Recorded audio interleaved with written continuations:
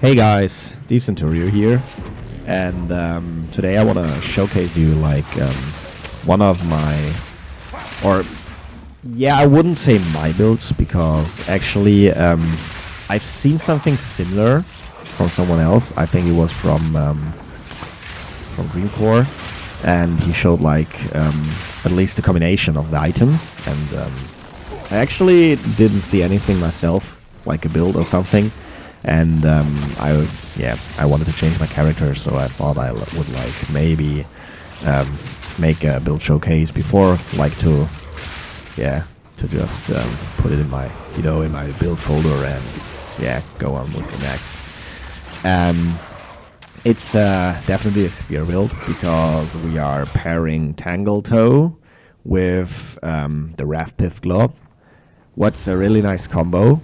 As long as you stack life, what's with Titan very doable. And you see we have like 3,500 life. You could get more. Actually my equipment and stuff isn't the best. It's not the best. I've just put some currency, and I would say most currency on my on my 2 rings, and maybe the Rathpith. That was really expensive though. I guess like 10 divines. I mean, yeah. Expensive. It's always a matter of who's value it.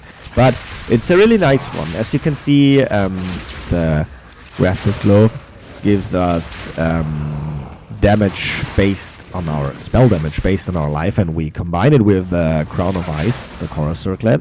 So increases and reductions to spell damage also apply to attacks. What's really juicy over here. And this is allowing us to get a decent amount of damage while this is literally just stacking life. I mean, you see, we have 3,500.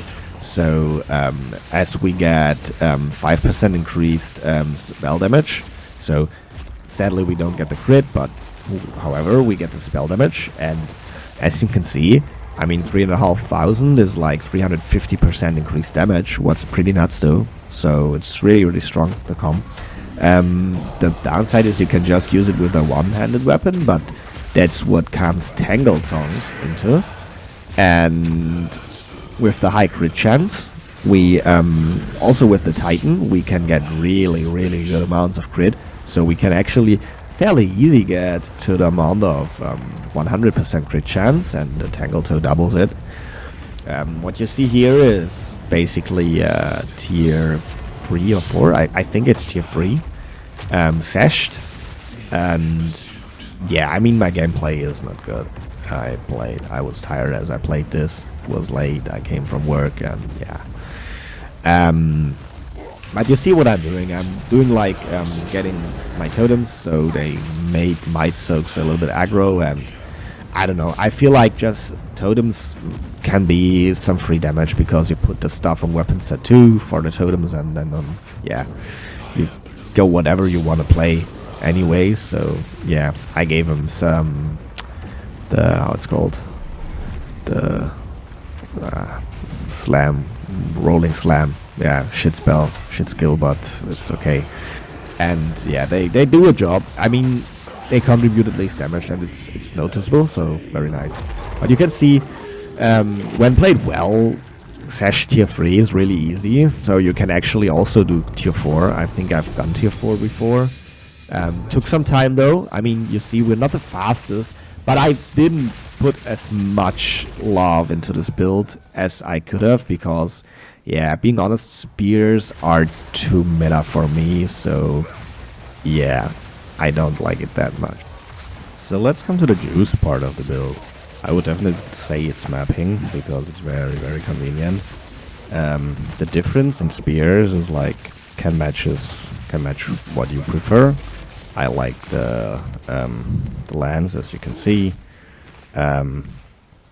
But you can also take the Glacial lands. It's also good, like lightning lands. Sorry, I like it very much. It's very for close combat, as an example. I have the close combat support in this gem as well. I'm gonna show it later. So yeah, you can vary with actually each spear skill. I would be aware with Glacial lands, because as you see, if you get swarmed and you step back, the enemies come towards you, and the ground that explodes for tons of damage will explode where you have thrown your spear. So if you step back, there's a gap between you and the place you've thrown your spear, as you see, and you don't deal damage then right in front of you. That's where the lightning lands, or how it's called, comes into. What's very Stormlands, sorry, it's the Stormlands. What's very handy. So I like to combine them, and honestly, if you just wanna go for convenience, stick to Lightning Spear. There's nothing comparable to Lightning Spear when it comes to clear, and that rhymes, so maybe it's intended. Haha. Yeah, you know what I mean. You'll see it later on. I'll showcase it on the map. So yeah, the juicy thing is definitely mapping. It's so easy, it's so safe. With spears, many people have already done this. I'm just doing this because I didn't actually see a Titan with spears, so yeah, that's all about. So it's actually not about the gems. That's why I didn't put as much effort into the gems. It's mainly about the spears. So talking about the gems, let's jump right into it. We start with so we use Stormlands, Glacial lands, Lightning Spear, and Explosive Spear spears, or a spear offers. You can take any one of this one and play the one button build. Totally fine, will work. Right now for showcase I played every 4 spears, and so I'm gonna throw every 4 spears. So the Stormlands I play with magnified effect, so they chain from further away, or at least I hope they do so. Close combat, because it's very good for close combat. If you get like swarmed, the Stormlands will do a good job. With Scatter Shot, Martial, Tempo, and Lightning Infusion. The Glacial lands, I do Primal Armament, Long Shot, Cadence, Ice Bite, what's very handy if you freeze an enemy, and Cold Infusion. The Glacial lands works very good with Combat Frenzy, so you can combine them very well if you want to go for a Glacial lands one button build. And the Explosive Spear, I'm using Overabundance, so yeah, I can stick kind of stick 2 of them into the ground. What's not important, because we want to get them with charges. They are very strong with charges, so yeah. But if you miss it, I'm lazy, I don't look every time on the charges, so I might miss I don't have charges, and then I see it if it lands in the ground. And yeah, Elemental Focus, because Ignite is inferior to the other elemental ailments, I'd say, or at least I mean, you want to shock for sure, you want to freeze for sure, so Combat Frenzy procs. And with Lightning Spear I'm gonna go through Electrocute is important, so with this setup I have Elemental Focus in this one. Concentrated Effect, because it's the only totally AoE spear. Deliberation, because you throw it pretty fast, so you won't have the malice for a long duration, or you actually won't feel it. And Fire Infusion, because it's fire skill. For Lightning Spear, what's the best of all skills? So if you want to go for a one button build and you are not afraid of being like a meta slave, go to Lightning Spear. It's so clear, it's so smooth, very strong. And what so important supports are from, I think, Electrocute, so the Combat Frenzy provides you more charges, and Fork doesn't fork the main projectile but the secondary projectile, very good for clearing. And as well, Volt is very strong also for clearing, it's doing a great job. So, and with these 3 support gems you can totally easy clear Delirium tier 15 maps, as I show you over here. I've put it on my Lightning Spear for some kills, and yeah, there were no problems without any damage support for this spell. It's very strong. And for the passives, or for the Spirit Gems, Cast and Critical is very important. It's making it a smooth one button build, because the Sniper's Mark is gonna proc very fast due to Ingenuity, and gives us even an additional charge in 50% of the time. So yeah, very nice actually. And yeah, just to maintain it more often, we go for energy retention and impetus. So yeah, but keep always in mind, you don't all the time need each support gem. If you don't have a 5 link, doesn't matter. You can definitely go for the content, for every content. I mean, tier 4 pinnacle, I would recommend making some adjustments and making it stronger, squeeze it more out. I mean, I didn't squeeze it more out because I don't permanently stick on tier 4 pinnacle bosses, but tier 3 are fairly doable, as you could have seen, and the common content like bosses at tier 15 delirium maps are very good to go, very doable, so no challenge at all. And yeah, for the combat frenzy, I recommend combat frenzy on mapping and time of need if you are bossing, because yeah, combat frenzy doesn't proc as often on bosses as you can imagine. And vitality, you're gonna swap around in the support in the spirit gem you are using, like combat frenzy or time of need, and fast forward in time of need, because yeah, it's very useful for this one and working well. So yeah, that's about it. For the ancestral totem, I just put in rolling slam, brutality, heavy swing, heft, and splinter. It's not as important, and you can put every totem spell over there. You can also, if you want to go for a crossbow totem, do whatever you please. Find your fun. You don't actually. I'm sure there are better ways to squeeze out more damage than the ancestral warrior totem. I'm just like, yeah, I'm a warrior player, and I I usually come back to totems, so that's all. Yeah. Okay, let's get to the passive tree. So for the warrior, we just take, I opted to take armor because there are some good modes and it's fairly okay with a high HP pool, or yeah, 3,500 is not high, but it's okay. And since we are playing ranged on spears, we actually don't get hit and a lot of times anyway, and yeah, we survive fairly good, very good. So we take the hulking form, obviously, it's one of the best passives in the whole game. Then mysterious lineage, or however you're gonna pronounce it, for a maximum life. Then with the first weapon set, we just take some life regeneration and armor, more life regeneration, and more life regeneration. We need the life regeneration. I'm gonna show you if we go to the items, to the equipment, to the gear, and then you'll see why. Over here we have just a random spectrum, cannot be blinded. Okay, nice, thank you. Down there we go for attributes and reduce attribute requirements. If we take this, we can go for more strength because we don't need as much dexterity and intelligence. What's cool, because life is damage over here. Then just some crit, and here we go for accuracy rating and some more critical strike chance. And over here we go from nothing, that gives us just another more critical damage and yeah, critical hit chance as well. What's very handy, +2 maximum frenzy charges. This one is very important, I'd say. Might be, I have to calculate and or try it out, but with this one we might get more dexterity than with another node, so we could allocate more strength. Worth a try and get more life, but yeah, for later.